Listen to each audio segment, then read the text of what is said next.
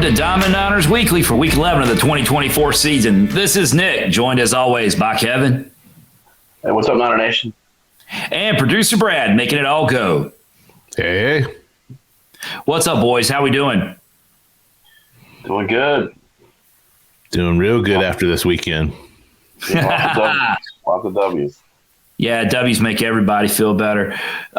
This was a fun weekend. A lot going on campus. We got a lot to get into.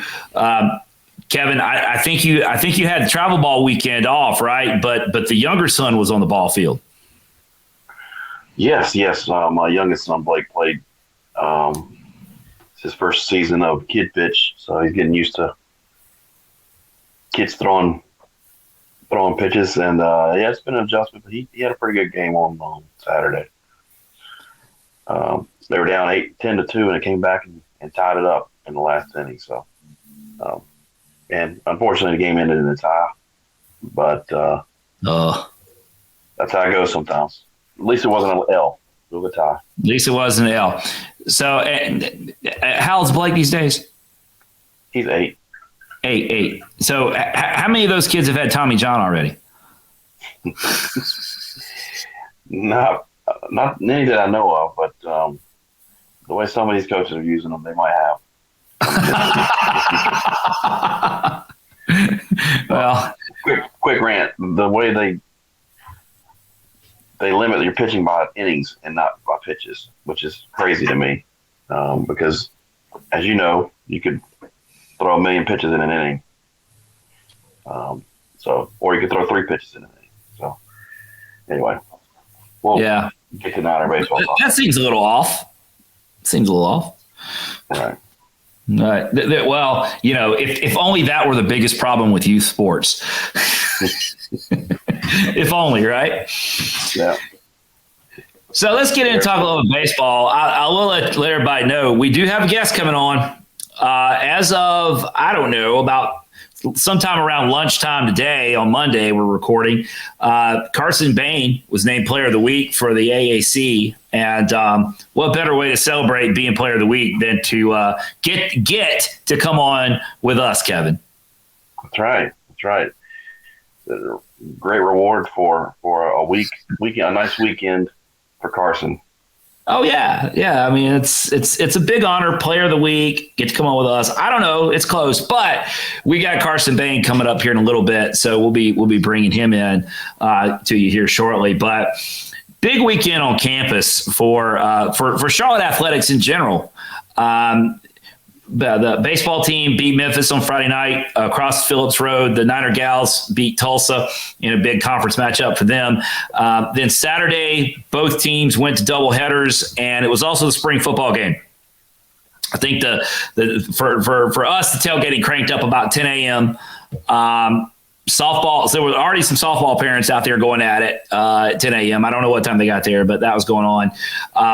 There was a weather delay involved at some point. A lot of storms came through, and both baseball and softball had to stop because of lightning. We weathered that, got back on the field, and the Niners completed the sweep, the 3-game sweep of Memphis about 11 o'clock or so on Saturday night. So Saturday was a great day, but a long day. Yeah, and these games were not they were nail biters. They were intense games, back and forth, and not one of these games where it's 10-1, you can relax a little bit. They were back and forth, and intense. The intensity was up there too, so I'm sure it was. It makes it even longer when the games are intense like it is. Yeah, Friday night, Niners trailed 3-0, but go on and get the win 6-4. So we've seen this team time after time this season show the ability to play from behind. It's not something every team can do. There's a lot of mental toughness that goes into that, but this team has shown the ability to get back in a game. I mean, heck, even some games like the game in Fayetteville against Campbell that ultimately ended up being a loss, but the Niners were down big there and almost pulled it off. So that's kind of a theme from this season we've seen is this team's ability to, unfortunately, be in some holes, but fortunately be able to dig out of them as well. Right. Went down 3-0 early and then chipped away, battled back. We got Cole Reynolds on the mound. He gave us 4 innings, 4 1/3. And then we did the bridge to Tony Rossi. AJ Wilson came in and gave us 3 2/3 of scoreless baseball. And then Tony closed it out at the end. Did make it a little interesting, but ended up getting a save on Friday night. In our textbook fashion, that's what we want to see a good start. AJ Wilson, then Tony Rossi. That's a good recipe for success for the Niners on the mound. Yeah, that's a good formula. And the staff is really showing you how much trust they have in Cole Reynolds. Probably not Cole's best start of the season, but they trusted him to settle in. And really more than anything, what they needed from Cole was to persevere and keep us from getting in a situation where game 1 of a 3-game series, we have to go deep in the bullpen. And he was able to do that. I mean, he made it. He made it through the rough start, settled in, and kept us in the game. Yeah, and hats off to our offense, our bats. We went up against their ace, their Friday night guy, and we chipped away one at a time until the 7th. We put 2 on the board, but 1 in the 2nd, 1 in the 3rd, 1 in the 4th, 1 in the 5th. That's the definition of chipping away. And, yeah. Credit both sides of the ball on this victory.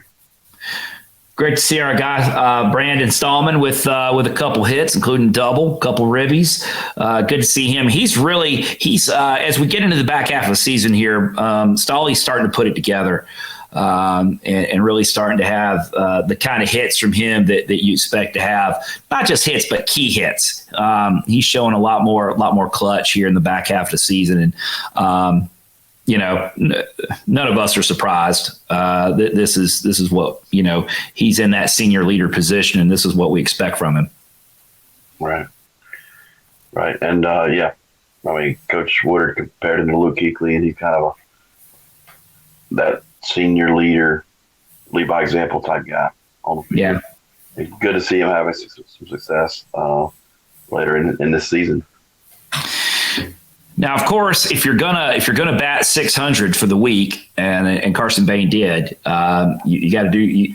There are no games off if you're going to bat 600. So Carson was 2 for 3 with a double himself and an RBI. Shane Taylor had a triple in that game, which was pretty fun to see because I think we'd have to ask Shane, but I think he was thinking 3 off the bat. The way he came out of the batter's box and rounded first, I don't think there was any doubt in his mind that he was thinking 3 all the way, and that was a lot of fun because when he gets going, he's really got wheels. See him leg that out, pretty cool deal. So, anytime you're playing at home, getting that win Friday night really sets up a fun scenario for you because everybody feels good feels better after a win. Niners get that W. A little bit of change in the schedule. Threat of weather on Sunday went to the doubleheader. So softball did as well. So that set up the scenario where we had 2 baseball games, full 9 innings.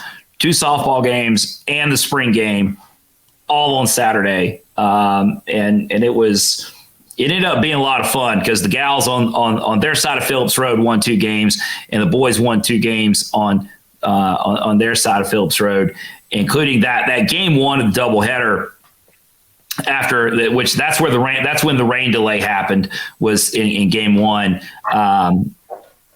I don't know another way to talk about this game other than to skip to the end because it's so it's just fun to talk about. But if you got a better way, let's do it. But where this ends. We got to talk about the night.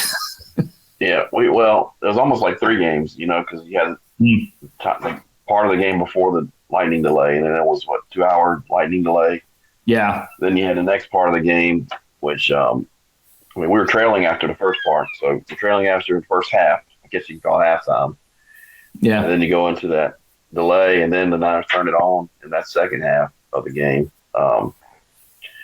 And an ending like, I mean, I've never – we've seen walk-offs before. We've seen comebacks before, but I've never seen a walk-off like that with three back-to-back solo home runs in an inning. That was impressive. I mean, when we start talking about, and again, the guys persevered again, there's that theme, being down, they can come back. That's a mental attitude. And then even to come back and then lose the lead again, they're down 11-9 going into the ninth. I mean, for me, this starts to go right up there when we start talking about Hayes Magic. My mind immediately goes back to that last game against UNC Wilmington, where we scored six, where we scored six without recording an out to walk it off. Right. This is a little different situation, but just as dramatic. I don't know. I've never even heard tell of such a thing. Being down 2 runs and hitting 3 solo shots in the bottom of the ninth to walk it off. Yeah. And to win the series, you win the series after that game. So, I don't think I've ever seen that before, especially after Hayes. But definitely one for the memory banks. We never forget that game. Never forget how that one ended for sure. So there were a couple of things going on there. That was Carson hit the second. Juan Correa hits the first solo shot to get us to get us within 1. Carson hits the second one to tie it, and then AJ Bianchina, the freshman AJ Bianchina, hits the third one to walk it off. That was Carson's third home run of the game. Yeah. Now follow me here, boys. I'm just doing a little mental exercise here. Okay, just follow me. Now, who is the last player to wear that number 1? Cam Fisher, he wore it last year. Cam Fisher wore that number 1. What did Cam Fisher do at a game in Asheville last week? He had a 3 home run game.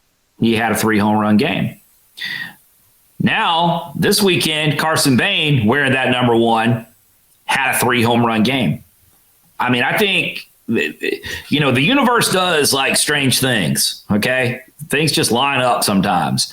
It's like the eclipse, right? Things just line up.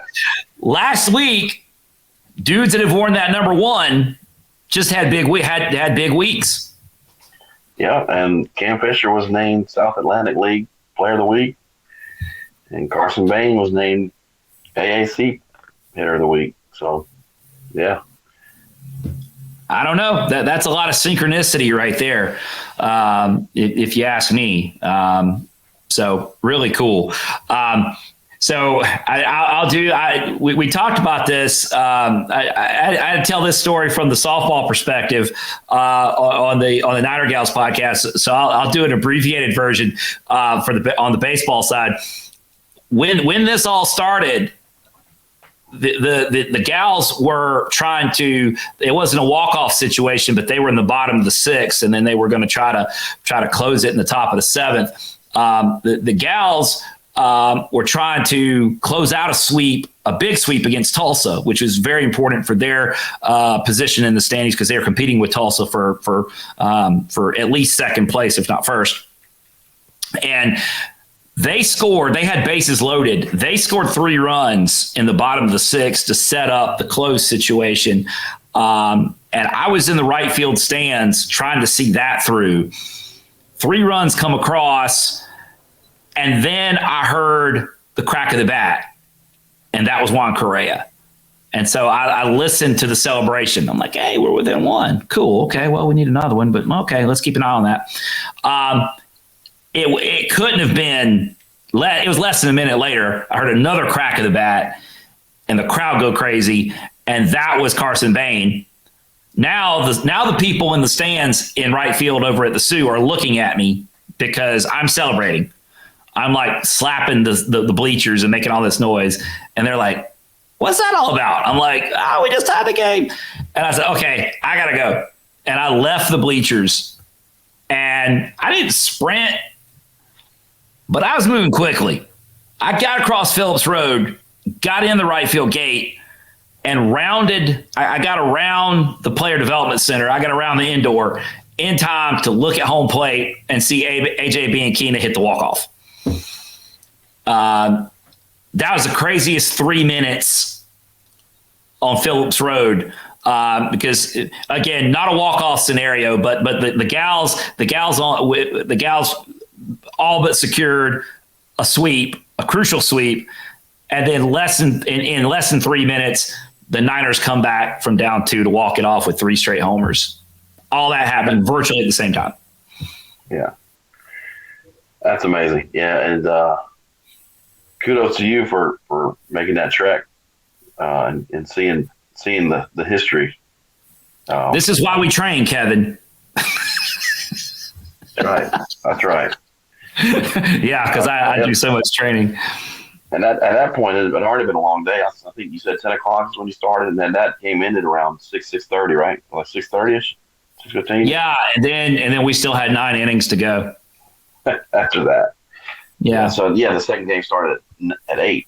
Yeah, second game started at 8. And so that was I actually enjoyed that second game a lot because by that time, softball had played both their games. The spring football game was completely done. And the only thing happening at that moment was Charlotte baseball. And so I went and sat down and watched the whole game. Yeah. Yeah. No other scores to follow, no other nothing. I just sat there and watched the game. I enjoyed that. Yeah, and another tight one, another tight game in game 2. We got Adam Stanton started game 3, gave us 5 innings, 0 earned runs. Yeah. Cam Hansen came in for relief. Tony Rossi comes in in crunch time and gives us 1 1/3, and we go to Miles Langhorne in the ninth to close it out. After he had pitched, he started the game at Clemson earlier in the week, and then he comes back and finishes off a sweep of Memphis to end the week. So started the week on the mound and the end of the week on the mound. That was pretty significant, I think. So I think what we're starting to see here, particularly on the pitching side, I'm thinking is some guys emerging from the pack. I'm particularly thinking of Adam Stanton, who's had a nice couple outings the last few, and Miles Langhorne. We all know, if you've been around the program any length of time, you know all about Miles's arm talent. He probably has, I think it's safe to say that he's got one of the most talented arms that we've had around here in the last few years. And he's a young guy that's looks like he's starting to put it together. Because to come in, I mean, that's a high leverage spot. That game he came in, and to see him put it together and get the save, that's got to do a lot for his confidence. Yeah, and he worked through some adversity too. I mean, he walked 2 guys in that ninth, and he was able to work through it. Yet, got a ground out and 2 Ks to end the game. With the go-ahead run was on base, tying and go-ahead run on base. So, good to see him work through some adversity and get the punch out to win the game. And to finish off the sweep with an exclamation point. That was exciting to see. Looking forward to seeing the way he can contribute to the team the rest of the way down the stretch here, I think he's going to play a key role in our success down the road here, especially tournament time, and especially when we get the AAC tournament coming up in a few weeks. All right, so before we get too far past it, Kevin, one thing I wanted to go back to, the stuff that you don't find in the box score. In the middle of that wild walk-off sequence, game one on Saturday, which we're going to get Carson Bayne in here in a minute to talk about that and more. What was really cool was the third and final solo shot, AJ Bianchina. His mom and dad were here. And he's a West Coast guy, Lafayette, California. So obviously it's a little further for them to come and hang out in the ballpark. They were at Clemson on Tuesday, and then they were here this weekend. And to watch his mom and dad get to watch that was really cool. A lot of emotion, as you can imagine. They're being further away. That creates, it's just harder to feel connected to it. And then for them to be here and him to do that, and the other parents in the stands recognize the moment too, because a lot of them turned around, and because they were sitting up top, a lot of the parents down there in the lower bowl were turning around and like pointing in their direction and cheering and clapping, and a lot of emotion involved. So that was one of those really cool moments that you're glad you got to witness. Just getting, and this, Kevin, as a parent, you're there watching your boys play every step of the way. Imagine being a continent away and having to be separated from it, and then you get to come in and see your boy play, and he does something like that. That's just unbelievable. Right. Yeah. That's why we love college athletics. Stuff like that, the story like that, the people you meet in the stands. That's what we enjoy. We enjoy meeting everybody in the stands, and almost like that, or what we really enjoy about college athletics and college baseball in general. And that may have had something to do with the result. Families in town, a little extra comfort level, and go ahead and be a hero. Yeah, that was so much fun. And then I think what we've been looking for, Kevin, is for this season, we've been looking for an inflection point. And oftentimes you don't really recognize it until it's past. You look back and you go, man, that's where some really good things started. Hopefully this is it. Because this team's playing, they've been playing a lot of toughness, but now they're starting to play with a lot of confidence. And how can you not be confident after what the circumstances and the adversity you overcame this weekend? You sweep Memphis. And by the way, I'll just throw this out there. It don't look now, but if you look in the conference standings, the Niners are in third. Right. And I think, you can go back to the ECU game, the last Sunday ECU game. They've been playing with confidence since then, really. Yeah, and that was cool. And our upcoming guest had a little bit to do with that Sunday game as well, which can't wait to talk to him about that. But one thing I'll say, we'll put a bow on Memphis and move on to talk Carson, is that going back and Kevin and Brad, y'all will understand this. If you look at the history of Charlotte and Memphis, we go back quite a ways, back to the 90s, back to the original Conference USA. And it was fun because there was some real heat between the fan bases back in the day. Not so much in baseball, and I don't really think there's any in baseball right now because, honestly, Kevin, let's just be real. They have not been investing. I know this is year 2 of their coach now, but they have not been investing in baseball over the years. Maybe we're looking at a situation where that changes. But as far as Charlotte and Memphis go, primarily around basketball, though, but as far as Charlotte and Memphis go, there's a lot of historical heat there. Right, and it definitely came from the basketball days with Calipari and all that, and they moved on to the Big East, and they went to the Final Four and all that, and they've elevated their basketball program. And when we came and joined the conference, they were one of the fan bases at least Yeah. that did not want any part of us being in the same conference with them again. So there's some heat there. And hopefully They were not kind to us on the internet. Now, I don't know that anybody's ever kind on the internet, but they definitely were not kind to us on the internet. Right. So on the baseball side, sweeping them out of the haze just worked for me.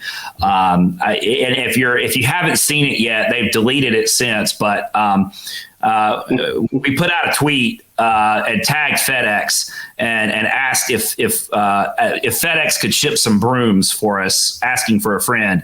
And official FedEx actually replied and told us they'd be happy to. Yeah, we can ship brooms, which of course we retweeted. And it's great to see FedEx playing along because they basically bankroll Memphis athletics, I think. So seeing FedEx. Send them to FedEx Field where they can take it. They can send them right there and they can see them. Yeah. So that was hilarious. That was one of the all-time troll jobs we've had, I think, on Twitter, was getting FedEx to help us troll Memphis athletics. But somebody came into work today. That was on Sunday that they did that. And some Memphis grad came into work today and saw what it was and they deleted it. But that's okay, FedEx. We have screenshots. The internet is forever. And so there will always be that time that FedEx helped us troll Memphis. It's great. All right. Great weekend at the ballpark. It's been a fun 10 days or so with the way the guys are playing. And a big part of that's the guy we're going to talk to now. So let's go ahead and bring in the junior from Jacksonville, Florida, left fielder Carson Bayne. What's up, Slim Shady? What's going on, guys? How you guys doing? Man, we're doing great. We're doing great, but we're not doing as great as you are. Yeah. We're all doing great. Big sweep this weekend. Yeah, that was great stuff. So I will tell you that it would be awesome if we could have brought you in by playing some Slim Shady, but there's no way we would get away with that. I'll have you know that on last week's softball podcast, producer Brad spliced in some video of Ari Rhodey singing karaoke in the dugout, and she was singing a Billy Joel song, and we got a copyright ding for that. Really? Yeah. Wow. That's crazy. Yeah. For Ari Rhodey singing Billy Joel. Now imagine if we actually played Eminem for you. Good copyrighted for sure. Just to clarify, all it really did was it blocked it in Russia for some reason. So we are big over there. We do have a lot of fans over in Russia. So you're confirming, producer Brad, that we were blocked in Russia. Yes, we were blocked in Russia, that portion at least. So see, we're doing our part for the Ukraine. We've apparently taken a side in the Ukrainian conflict because we have been blocked in Russia. So, up yours, Putin. Take that. So cool deal, Carson. Man, we appreciate you taking the time to talk to us tonight. First and foremost, congratulations on your Hitter of the Week award that you got just a few hours ago. Thank you, guys. I appreciate it. So let's just get into some stuff here, man. The first obvious thing here. Talk to us about this bleach blonde appearance, because if you ask me, that's where you got hot. When you went blonde, you got hot. Yeah. So one day I walked in the locker room and Hobson, one of our catchers, Ken Hobson, he was talking to the guys about shaving his head and everything. So I was one of the guys that was like, all right, I'm down. I'll do it with you guys. So I ended up going to the barber later that night. I shaved my head and I texted everybody, and I was the only one that shaved my head. So I was like, okay, whatever. And so we went to UTSA, and all the guys started shaving their heads too. And then we just all thought, oh, maybe we could go beach blonde. And then nobody followed up with me, but I ended up going to the Sally's down the street and bleached my hair with some of the guys. And now it's stuck. I'm Slim Shady now. So kind of embraced it. Good. Coach O wasn't one of the he didn't embrace it, did he? he still owes us a blonde look, I believe, from last season. I'll let him know that. I don't know Oh, if you you heard. have to let him know, Carson. He knows. We had him on this show, and we cornered him Did you? about. Oh yeah, he bet last year's pitching staff that if they broke the strikeout record, that he would go blonde, and they did it. And I have the bleach in my bathroom, so I mean, I can bring it to the field, and Yeah, let him know. Let him know, Carson. I'll let him know. yeah, so how many? How many guys we got bleached blonde now?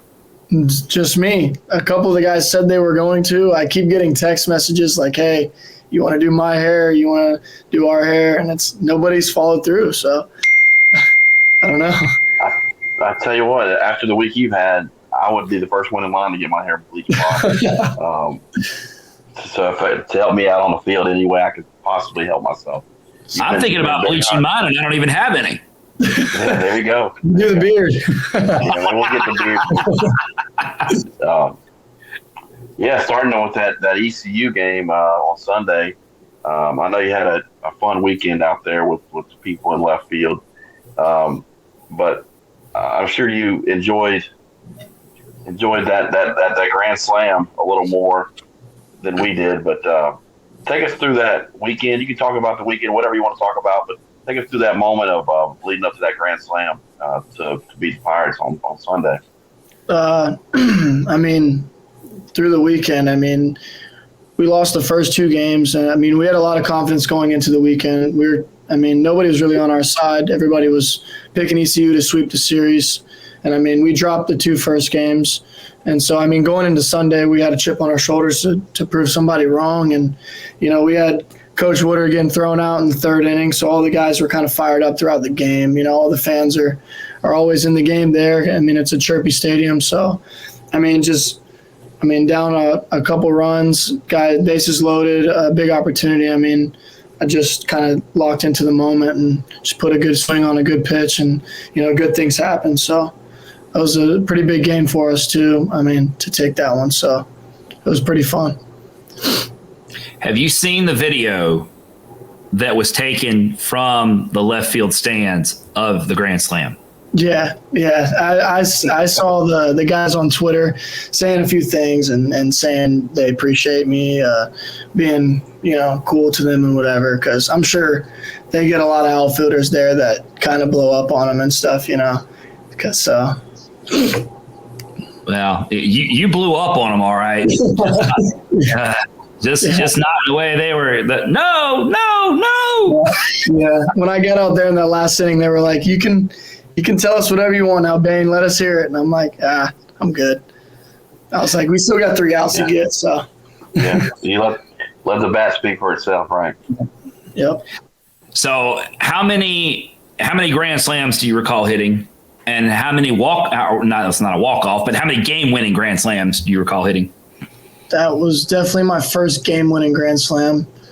I think I hit 2 in high school, maybe 1 in high school and another in the summer, but that was my 3rd grand slam, so that was my first one game-winning wise, so it's pretty cool.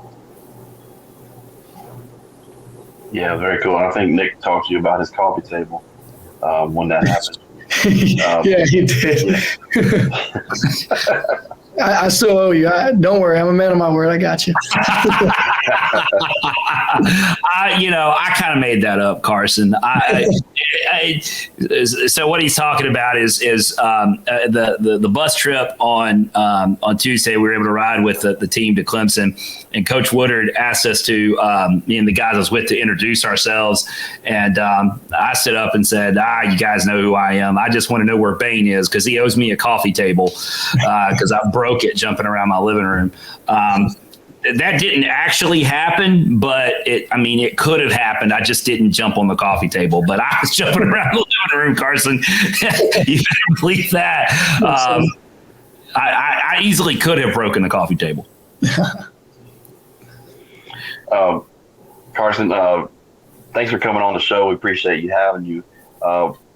Take us through your high school recruitment process to college. and then your journey towards becoming a 49er. Take us through that process, if you don't mind. Yeah. So in high school, I was a pretty small kid. I was probably a $140. I didn't have too many offers. I was a part of the COVID problem and whatever. So leading up to my senior year, I had one offer, and that was from a local school called FSCJ, junior college. And so I started playing a new summer ball team with the new summer ball team, went to a showcase, and a guy named Marty Smith, my old coach at Central Florida, sent me an offer, and I went and had a workout with him, ended up committing on the spot. And so I went to CF for 2 years. And my second year, Charlotte, Coach Bicknell called me early in the fall, and we had a few good talks, and I kind of waited out my recruitment process to see everything through and to make sure it was the right decision. And then I ended up committing to Charlotte around, I don't remember when it was. I remember it was right before state. So I committed to Charlotte, and now here we are. Great decision. Right.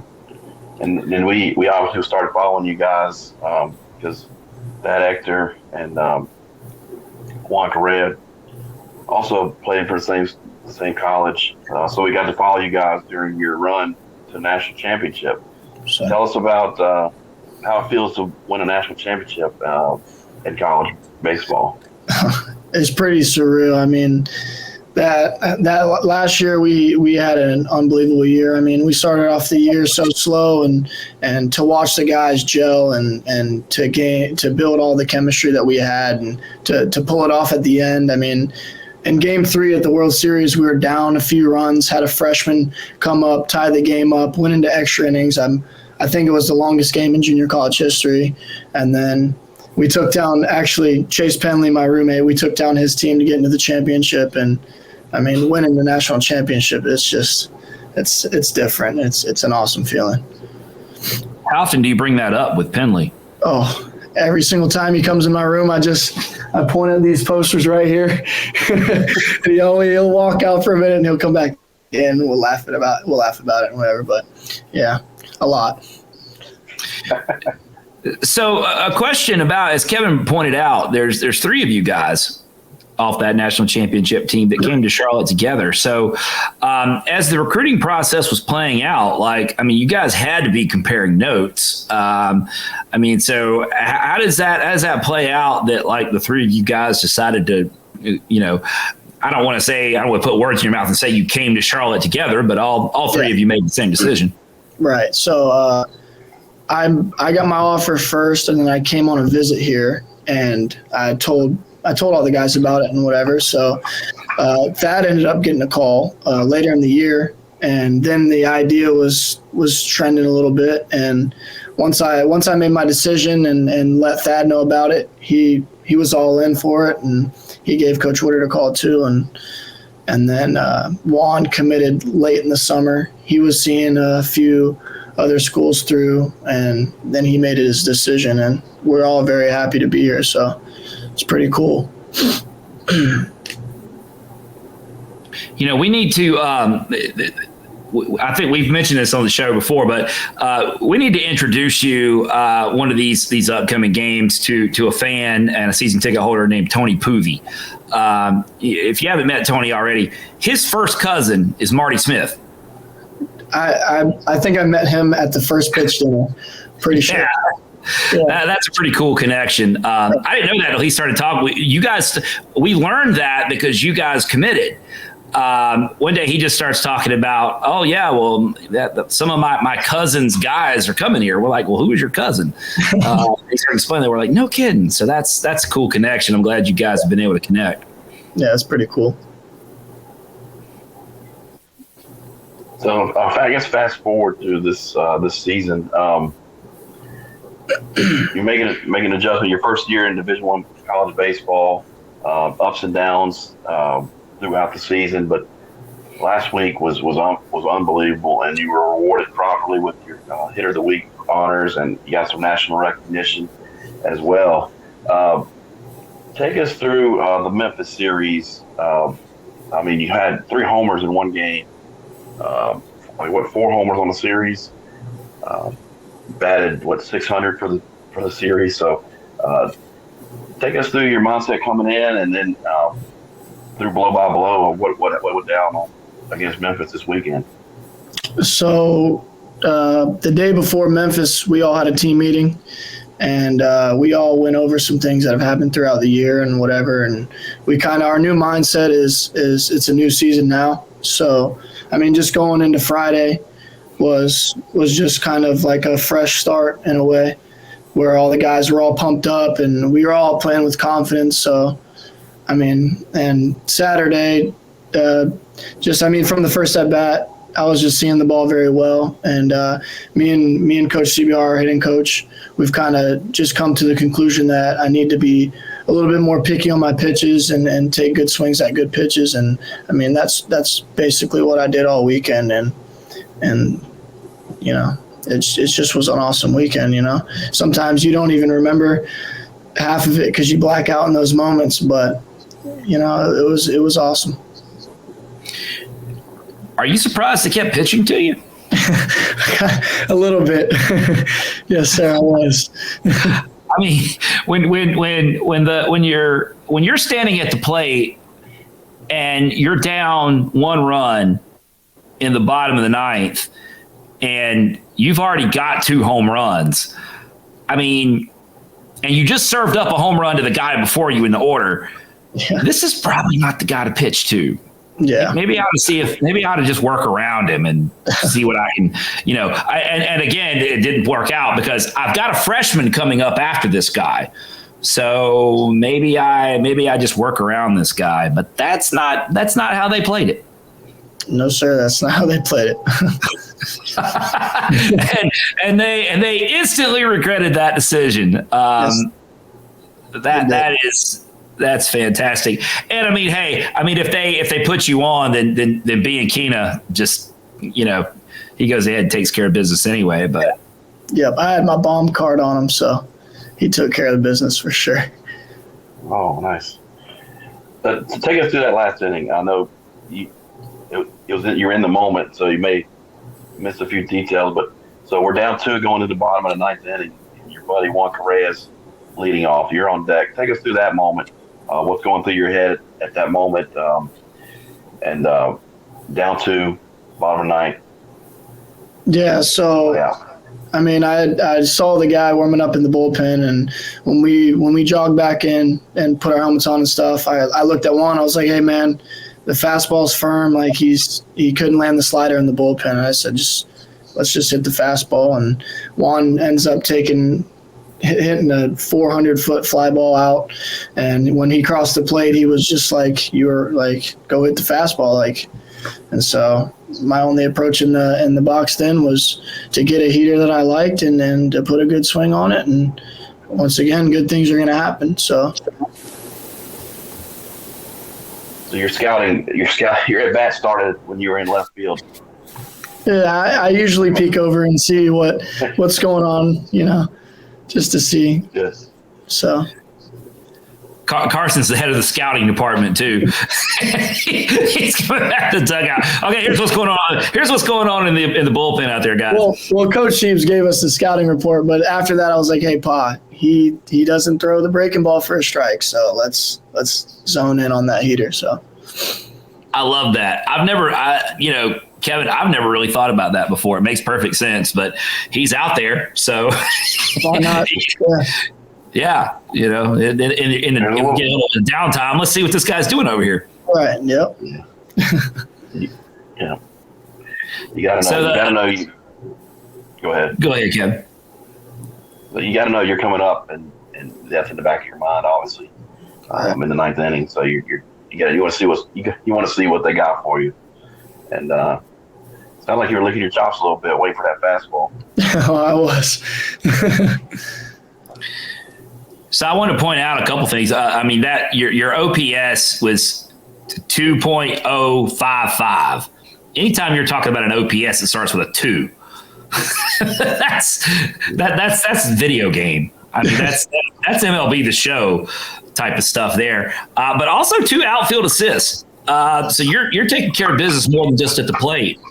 You're handling things on the defensive side as well.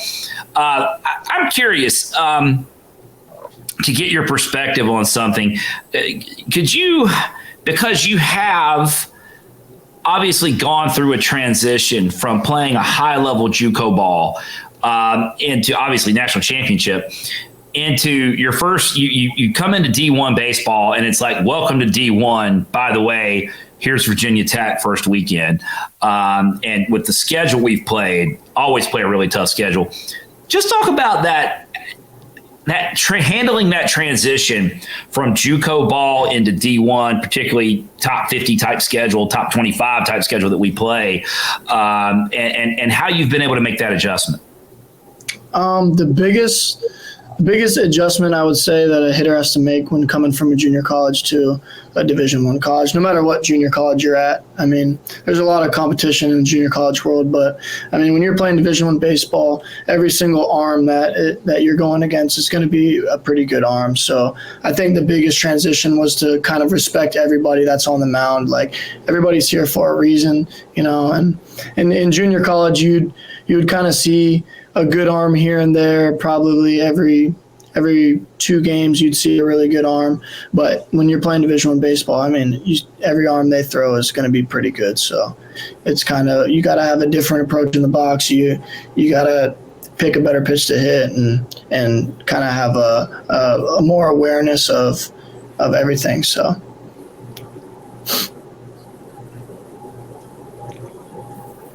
Yeah, I definitely say you're starting to get it now.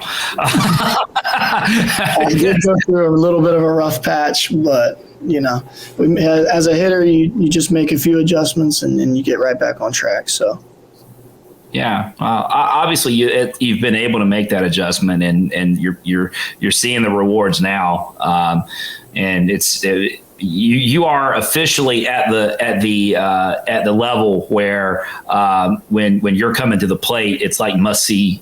They say must see TV, but whether you're at the ballpark, you're like, okay, we're focusing on this at bat because there's no telling what's going to happen.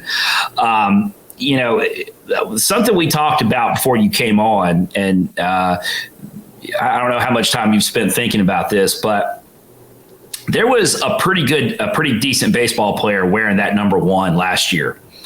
Guy named Cam Fisher, and he's unreal, man. He's unreal. And he had last week. He had a 3-homer game, and in the Astros system, 1 player of the week. So you guys seem to be on similar trajectories. Yes, sir. So I take it like you probably met Cam coming back to the facility working out or something along the way. Yeah, I've seen him in the cages. We've talked for a little bit, time to time. So yeah, he's a great guy. He's an unreal player. Yeah, he's a monster. We from the very moment he got to campus, we talked about his swing just being violent. Oh yeah. Yeah. he just smashes baseballs. Yep. So when at this point, I mean, obviously you had a lot of fun this week, and between carrying over from Sunday at ECU and little not so great result in Clemson, although that was a tight game. This weekend, really big sweep. First sweep of the season, kind of getting ready. And now you got to go. You play Winthrop for the second time on Tuesday. That game, you'll be able to see that game if you're not able to get to Rock Hill on Tuesday afternoon at 4:00, folks. You can watch that game on ESPN. I believe you can see that game on ESPN Plus. We'll effort that, but I think that you'll be able to watch that game.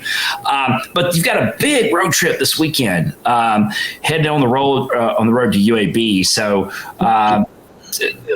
talk to us about your focus as you head in for a week where you've got these 4 straight road games. I think our biggest focus is just to have a lot of confidence when we're going into a series. That's been our biggest thing and that's kind of translating to the wins that we've had recently.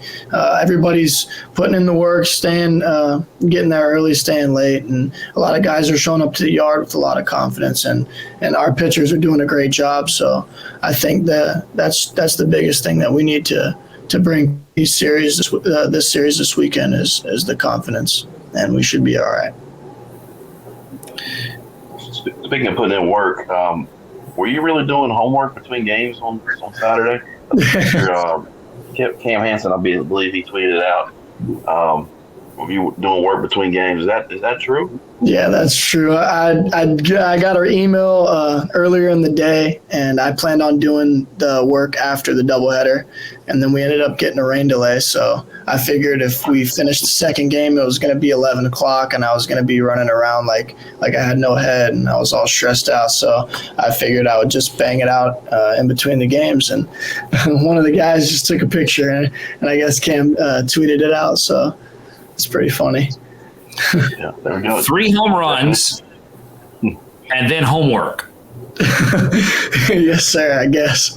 It wasn't my plan on the day, but that's what ended up happening. I love that. We're all in here on college sports and what college sports are supposed to look like. And we love the concept of the student athlete. And that's what we're talking about right there, is the commitment and the discipline to do that. So you are, I believe, majoring in health systems management, yes? Sure. Yep.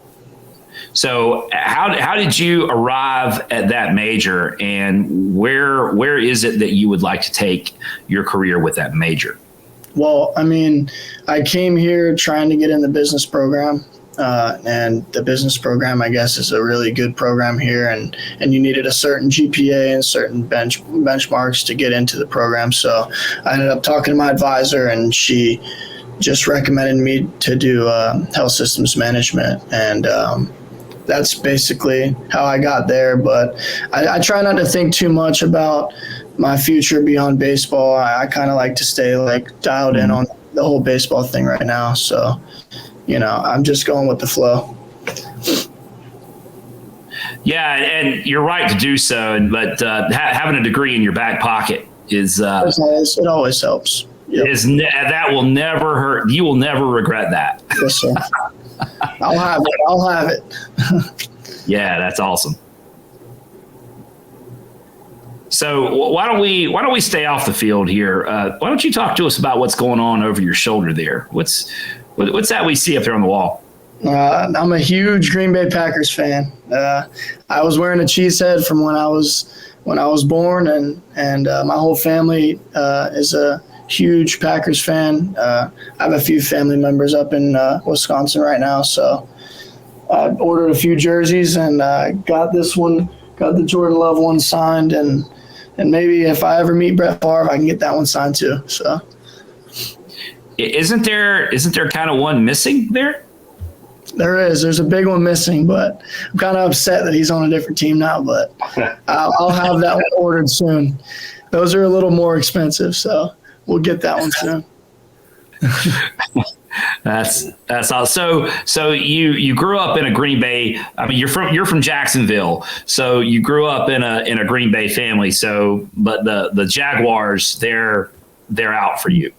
Yeah, I mean they're my second favorite team. I mean I grew up in Duval, so I have to root for the Jags when I have to. But if they're playing the Packers, there's no way. How about you're into the NFL? Any other sports you are into aside from college baseball? NFL is honestly my biggest sport. I don't follow too much of the other sports. I mean, obviously I follow Major League Baseball, but I grew up playing hockey, so I peek at the NHL scores here and there. I know the playoffs are coming up soon, so that'll be fun to watch. We've had a lot of hockey players between softball and baseball guests this year. You know Ariana Rhodey? Did you know she played hockey? I think I've heard that from somebody before. It's pretty cool. Yeah, it's a very popular sport apparently for baseball players. Well, heck, we just got through talking to Gigi Barefoot, and she's a health system management major. You say, yeah, she's health systems as well. So a lot of synergy there, I guess. Yep. So, who would you say who's your favorite Major League Baseball player to watch right now? Right now, probably have to go with Mookie Betts. I mean, how can you not love that guy? He's awesome. Yeah, he plays plays every position pretty much. Playing shortstop for the Dodgers, second base, center field, outfield, wherever they need him. Yep. What about your hero growing up? Oh, Robinson Cano. I was a Yankees fan growing up just because of him. I turned the TV on one day to the home run derby, and I ended up seeing this guy hitting balls 400 feet, and I was like, oh, that's my favorite player. And then it stuck, and ever since then I've been a big Robinson Cano fan. Kevin, where we get all these Yankees fans from? That's a good player to watch, man. He was He was awesome. one of the greatest second basemen of this generation, I would say. So that's a good one to follow. Kevin's a Yankees fan too, Carson. That's yeah. It's awesome. Kevin, you want to tell me your favorite Yankee? My favorite Yankee was Don Mattingly growing up, but one kid likes Jeter, and the other one likes Aaron Judge. So we're going down generations, I guess. But it's cool. It's cool. Robbie Cano was a good player to cheer for. Yep. My favorite Yankee. Got a guess, Kevin? Josh Maciejewski. Josh Maciejewski. There you go. That's in fact he's the only one I pay attention to. Yeah. Well, he went. He got a 0.00 ERA in the big leagues for the Yankees, and no hits allowed. So he's doing pretty good. What did he throw? 4 pitches? 4 pitches, 3 outs. That's pretty amazing for. Yeah, he'll get back up. He'll get back up. But hey, even if you don't, that's like some Moonlight Graham stuff, right? It's like 4 pitches, 3 outs. You know, that's like the stuff of legend, but that's not going to happen because Josh is going to be back up. Right. No doubt about it. So Carson, what's your plans for this week? We got ball game tomorrow.